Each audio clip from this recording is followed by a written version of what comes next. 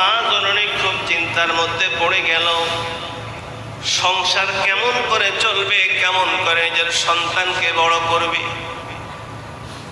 একদিন, 2 দিন, 3 দিন চলে যায়, ঘরে কোনো খাবার নাই। মা পেরেশান হয়ে গেছে। সন্তানকে নিয়ে মা বড় চিন্তার মধ্যে পড়ে গেছে। এক তো ঘরে কোনো খাবার নাই, আবার সন্তানকে কি শিক্ষা দিবে, মা পেরেশান।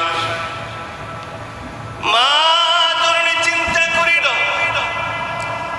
সন্তানকে মাদ্রাসায় ভর্তি করিয়া দিবে, আর মা জননী কারো কোনো কাজ কর্ম করে কোন রকম সংসার চালাবে, জীবন চালাবে। হযরত বাইজিদ বুস্তামির মা